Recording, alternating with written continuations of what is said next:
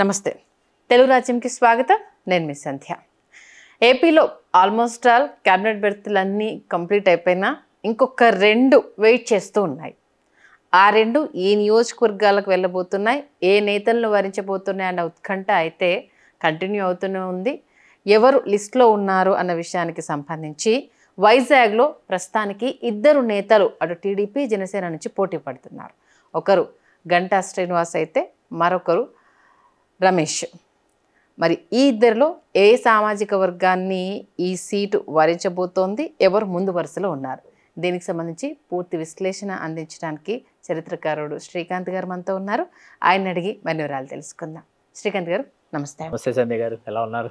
బాగున్నా శ్రీకాంత్ గారు. Almost all ఇటు గంట సీనియర్ లీడర్, ఇంకొక వైపు జనసేన, అంటే చాలా తక్కువ సీట్లు ఇచ్చారు కాబట్టి మరి అధినేత ఎవరి వైపు మొగ్గు చూపించే అవకాశం ఉంది.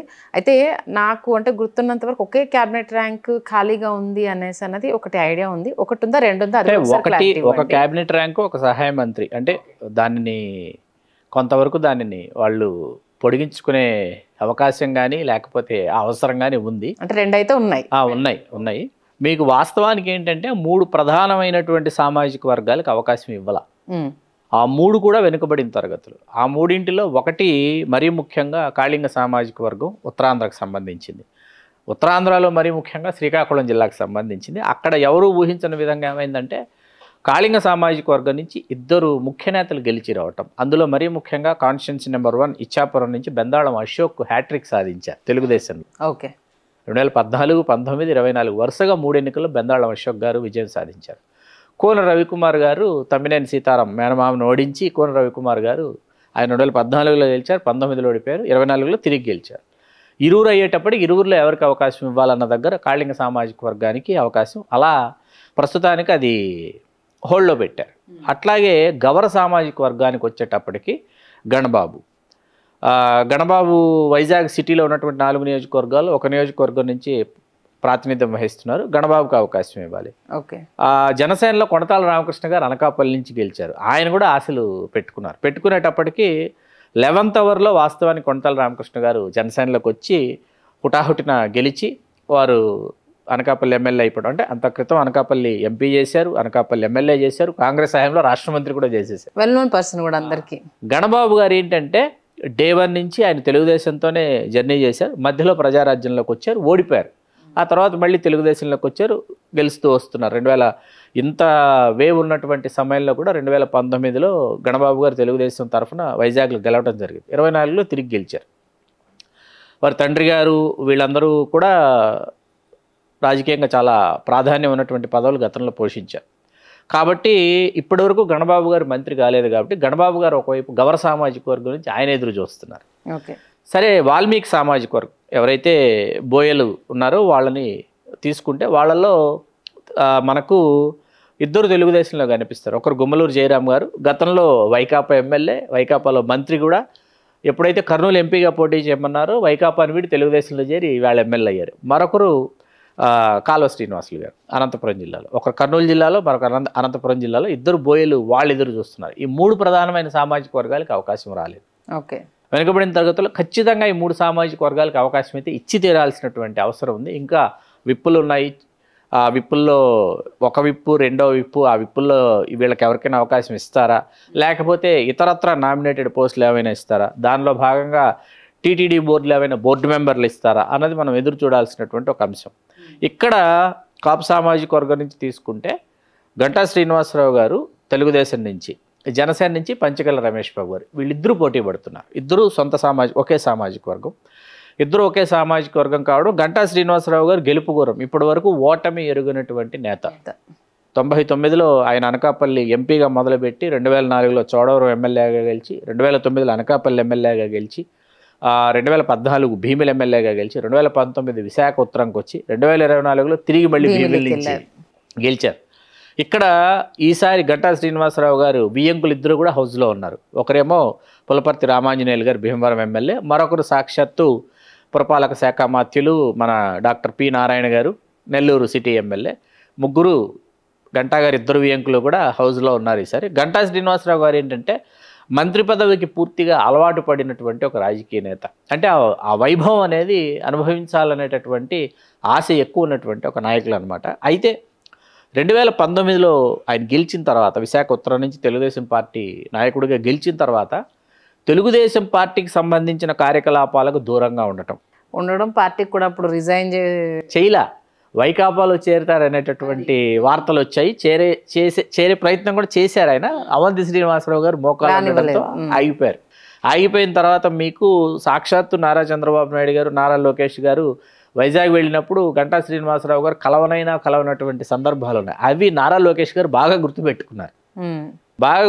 ఆ తర్వాత జనసేన, భారతీయ జనతా పార్టీ, తెలుగుదేశం ఖచ్చితంగా పొత్తులో ఉంటే తిరిగి అధికారంలోకి వస్తారు అన్న విషయాన్ని ముందుగా పసిగట్టినటువంటి నేత గంటా శ్రీనివాసరావు గారు. దాంతో ఆయన చాలా ఓపికగా ఎదురు చూశారు. Vulture is a patient bird అని చెప్పేసి రాబందుకు ఓపిక సహనం చాలా ఎక్కువ అనమాట. అట్లా ఆయన్ని రాబందుతో పోల్చినందుకు ఆయన అభిమానులు కొంచెం నొచ్చుకుంటారేమో కానీ వాస్తవం ఆయన అంతే ఓపికగా ఎదురు చూశారు. ఎదురు చూసి ఆయన సరిగ్గా ఏంటంటే భీమిలి నుంచి పోటీ చేయాలి మరొక మారు అనుకునేటప్పటికి అసలు చివరి నిమిషం వరకు కూడా భీమిలి స్థానాన్ని ఖరారు చేయకుండా తెలుగుదేశం హోల్డ్లో ఉంచింది. భీమిలి ఒక దశలో జనసేన ఎగరవేసుకుపోతుందని తెలిసి ఈయన చోడవరం నుంచి గతంలో నేను పోటీ చేస్తే కనీసం చోడవరం నుంచి అవకాశం ఇవ్వండి అని ఇటు కాసేపు ప్రయత్నిస్తే ఇక్కడ నాగసన్యాసరాజు గారు 2 పర్యాయాలు గెలిచారు. ఆయన ఎట్టి పరిస్థితుల్లో కాన్షియన్స్ నేను వదిలిపెట్టేది లేదు, ఆయన అసలు అక్కడ మోకాలడ్డారు. సరే, చివరి నిమిషంలో ఆయనకున్నటువంటి మొత్తం ఆయన చాణక్యాన్ని అంతా ప్రదర్శించి భీమిలి కేటాయించుకున్నారు, గెలిచారు. మొదటి జాబితాలోనే తన పేరు ఉంటుందని ఆయన చాలా ఆశలు పెట్టుకున్నారు. అయితే ఎట్టి పరిస్థితుల్లో మొదటి జాబితాలో ఆయన పేరు అయితే కనిపించకపోవడానికి నారా లోకేష్ గారికి గంటా శ్రీనివాసరావు గారి మీద ఉన్నటువంటి కోపమే కారణం అన్నది మన వద్ద ఉన్నటువంటి విశ్వసనీయ సమాచారం. ఇక్కడ గంటా గారు వియంకుడు మంత్రి మండలిలో ఉన్నారు. అట్లాగే కాపు సామాజిక వర్గం నుంచి కొండపల్లి శ్రీనివాస్ గారు ఉన్నారు, కందులు దుర్గేష్ గారు ఉన్నారు, పవన్ కళ్యాణ్ గారు ఉన్నారు. ఇట్లా మనకి ఎంతమంది కనిపిస్తున్నారు అన్నమాట. ఎంతమంది కనిపించేటప్పుడు ఏమవుతుంది, నిమ్మల రామానాయుడు గారు పాలకొల్లు నుంచి 5గురు కనిపిస్తున్నప్పుడు ఏంటంటే 6వ బెర్తో 7వ బెర్తో అనేటప్పటికి కిమిడి కళా వెంకటరావు గారు తెలుగుదేశం పార్టీకి అధ్యక్షులుగా చేశారు. He is very senior. ఆయన సాక్షాత్తు బొత్స సత్యనారాయణ గారిని చీపురుపల్లిలో ఓడించారు. ఆయన వెయిట్ చేస్తున్నారు ఉత్తరాంధ్ర కాపు సామాజిక వర్గం నుంచి. ఆయన లోకల్ అనమాట. ఆయన గంటా శ్రీనివాసరావు గారు, పంచకల్ రమేష్ బాబు గారు నాన్ లోకల్స్గా అక్కడికి వెళ్ళి వాళ్ళ బిజినెస్లు డెవలప్ చేసుకుని పాలిటిక్స్లోకి వచ్చి పొలిటీషియన్స్గా అవతరించినటువంటి వాడు. పంచకల్ రమేష్ బాబు గారు చిరకాల వాంఛ ఏంటంటే మంత్రి కావడం. పంచకల్ రమేష్ బాబు గారు 2009లో ప్రజారాజ్యం నుంచి తన ప్రస్థానాన్ని ప్రారంభించి పెందుర్తిలో గెలిచారు. పెందుర్తిలో గెలిచిన తర్వాత ఎలమంచిలకు వచ్చి తెలుగుదేశంలో 2014లో ఎలమంచిలు గెలిచి అదే తెలుగుదేశంలో 2019లో ఎలమంచిల నుంచి ఓడిపోయి వైకాపాకు వెళ్ళి జిల్లా అధ్యక్షుడై వైకాపాను వీడి జనసేనలోకి వచ్చి పెందుర్తికి వచ్చి పెందుర్తిలో మళ్ళీ గెలిచారు. ఇది పంచకల్ రమేష్ బాబు గారి నేపథ్యం. వాస్తవానికి ఏంటంటే గంటా శ్రీనివాసరావు గారు తర్వాత పంచకల రమేష్ బాబు గారు, అవంతి శ్రీనివాసరావు గారు, ఇరువురిని మనం పరిగణలోకి తీసుకోవాలి. ఎందుకు అంటే ఒక దశాబ్ద కాలం గంటా గారికి వీళ్ళిద్దరికి ఒక దశాబ్ద కాలం గ్యాప్ ఉందనుకుంటా రాజకీయంగా, క్రియాశీలక రాజకీయాల్లో. 99లో గంటా శ్రీనివాసరావు గారు వస్తే 2009లో పంచకల రమేష్ బాబు గారు, అవంతి శ్రీనివాస్ గారు ప్రజారాజ్యం నుంచి ఎమ్మెల్యేలుగా గెలిచారు. వైకాపాలో అవంతి శ్రీనివాస్ గారు మంత్రి అయిపోయారు. ఇప్పుడేంటంటే నేను ఎప్పుడు అవుతాను అని పంచకల రమేష్ బాబు గారు ఎదురు చూస్తున్నారు. ఇప్పుడు వరించింది ఆయన ఒక్కరినే అనమాట. కాకపోతే కిమిడి కళా వెంకటరావు గారిని కాదని అదే సామాజిక వర్గం, కాపు సామాజిక వర్గానికి సంబంధించి గంటా గారికి ఇంకొకటి అడగచ్చు, ఇంకొకటో రెండో అడిగేటటువంటి అవకాశం ఒకటి ఖచ్చితంగా మరొకటి అడగచ్చు, తప్పేం లేదు.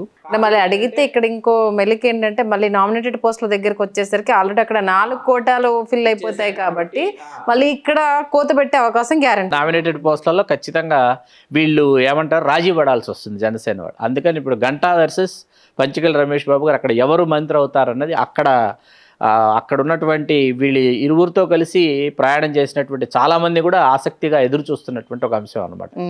అంటే మీ అంచనా ప్రకారం ఎవరికి దక్కుతుందని మీరు అనుకుంటారు? ఖచ్చితంగా గంటా శ్రీనివాసరావు గారు దక్కించుకుంటారు. ఓకే, అంటే ఇందాక అన్నారు నారా లోకేష్ గారు కొంత అంటే రెడ్ బుక్లో కొన్ని రాసుకున్నట్టు నేతల తీర్లకు సంబంధించి కూడా కొన్ని పాయింట్స్ రాసుకున్నారని విన్నా. కానీ ఆప్షన్ లేదు గంటా గారికి సంబంధించి. వాస్తవానికి ఉత్తరాంధ్రకు తీసుకునేటప్పటికి మరి ముఖ్యంగా ఉమ్మడి వైజాగ్ తీసుకుంటే వంగలపూడి అనిత గారికి మంత్రి పదవి ఇచ్చేశారు. మహిళా ఎస్సీ కోటాలో ఆవిడ మంత్రి అయిపోయారు. తర్వాత మీకు వైజాగ్ రూరల్కి వెళ్ళేటప్పుడు Vizag city limits, city surrounding constituencies పక్కన పెట్టి కంప్లీట్ వైజాగ్ రూరల్ కాన్స్టిట్యున్సీస్లోకి వెళ్ళేటప్పటికి అయ్యన్న పాత్రుడు గారు స్పీకర్ అయిపోయారు. కొప్పుల వెలమ సామాజిక వర్గం, ఉత్తరాంధ్ర వెలమ సామాజిక వర్గం. కాపులకు వచ్చేటప్పటికి ఏంటంటే ఖచ్చితంగా అవకాశం ఇవ్వాలనేటప్పటికి వాళ్ళ ఆప్షన్ ఏంటంటే మన పార్టీలో ఉన్నటువంటి నేతకే మనం ఇద్దాం అనేటటువంటి ఒక ఎజెండా తీసుకుంటారు. సుందరపు విజయ్ కుమార్, పంచకుల రమేష్ బాబు ఇరువురు జనసేన ఎమ్మెల్యేలు, గంటా శ్రీనివాసరావు గారు ఒక్కరే ఇక్కడ తెలుగుదేశం ఎమ్మెల్యే. కాబట్టి గంటా శ్రీనివాసరావు గారికి అవకాశం ఎక్కువ ఉంటుంది, ఆయన సాధించుకుంటారు. పట్టుబట్టి మాకు సరే నామినేటెడ్ పోస్ట్లో మాకు కోత పడ్డా పర్వాలేదు, మినిస్ట్రీ కావాలి అనేసి ఒకవేళ జనసేన అధినేత అడిగితే, అంటే నామినేటెడ్ పోస్టులు అనేటప్పటికి ఏమవుతుందంటే నామినేటెడ్ పోస్టులలో మీకు అధిక భాగం అధిక ఒత్తిడి జనసేన మీద ఉంది. ఎందుకంటే వాస్తవానికి మనం సంధ్య గారు ఇప్పుడు ఉన్న 21 మంది శాసనసభ్యులు తీసుకుంటే 15 నుంచి 16 మంది శాసనసభ్యులు ఇతర పార్టీల నుంచి జనసేనలోకి వచ్చి వాళ్ళ యొక్క జనసేన తర్వాత కూటమి కలయిక, తర్వాత పవన్ కళ్యాణ్ గారి గ్లామరు, వీటన్నిటితో పాటు ఈ 15-16 మంది వాళ్ళ యొక్క వ్యక్తిగత చరిష్మా, వాళ్ళ యొక్క వ్యక్తిగత సామర్థ్యాలు, ఆర్థికపరమైనటువంటి వెసులుబాట్లు ఇవన్నీ కూడా పణంగా పెట్టి గెలిచినటువంటి వాళ్ళే కానీ వాళ్ళు జనసేనతో తమ ప్రయాణాన్ని ప్రారంభించినటువంటి వాళ్ళు కాదు. ఇక్కడ ఎక్కువ మంది నామినేటెడ్ పోస్టు పవన్ కళ్యాణ్ గారిని కోరుతున్నటువంటి వాళ్ళు జనసేనతోనే తమ ప్రయాణం ప్రారంభించినటువంటి వాళ్ళు 2014 నుంచి. వాళ్ళకు సంబంధించే మన పవన్ కళ్యాణ్ గారు మంగళగిరి కార్యాలయంలో ఆయన క్లాసులు పీకడం, తలంట్లు పోయడం చేశారు.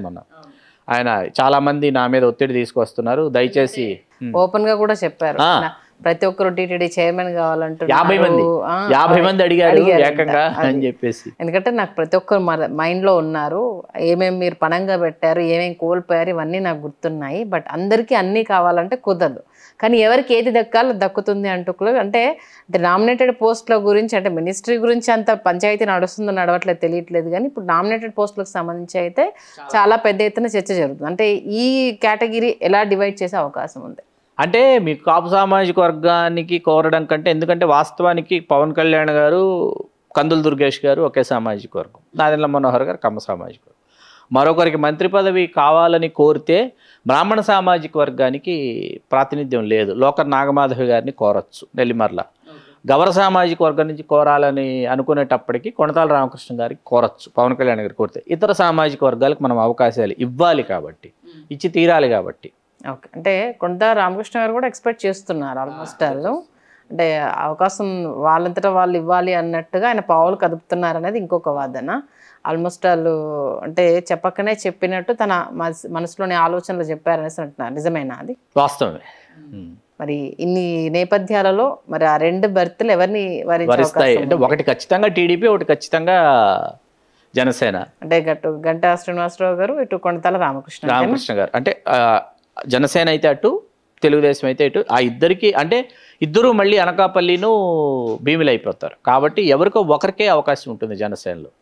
ఇక్కడ జనసేనకు అవకాశం ఇస్తే తెలుగుదేశానికి కిమిడి కళా వెంకటరావు గారు ఎగరేసుకుపోతారు. అక్కడ లోకర్ నాగమాధవ్ గారికి నెల్లిమర్లు ఇచ్చారనుకోండి, ఇక్కడ గంటా శ్రీనివాసరావు గారు ఎగరేసుకుపోతారు. అదే ప్రాంతీయ సమీకరణాలు ఇవి. అదే ఏ సమీకరణ ఎటు పని సామాజిక మరియు ప్రాంతీయ సమీకరణాలని దృష్టిలో పెట్టుకుని. కాకపోతే గంటాకి మాత్రం కన్ఫర్మ్ అంటారు ఖచ్చితంగా. నెక్స్ట్ సెకండ్ది ఎవరికి వరిస్తుంది అనేది మాత్రం క్వశ్చన్, $1 మిలియన్ క్వశ్చన్. ఓకే, చాలా చక్కగా తెలియజేస్తారు శ్రీకాంత్ గారు, మీకు ధన్యవాదాలు. థ్యాంక్ యూ సంధ్య గారు. Please do subscribe to Telugu Rajyam channel. Please do subscribe to Telugu Rajyam channel. Please do subscribe to Telugu Rajyam channel. Hi అండి, నేను మీ ఆర్పీని, నెల్లూరు పెద్దారెడ్డి చేపల పులుసు ఓనర్ని. మీరు తెలుగు రాజ్యం అనే ఈ యూట్యూబ్ ఛానల్ సబ్స్క్రైబ్ చేసుకుని మంచి మంచి వీడియోలతో వస్తారు. Thank you so much. Hi people, I'm Sonakshi Verma and you please watch Telugu Rajyam and please subscribe to the channel.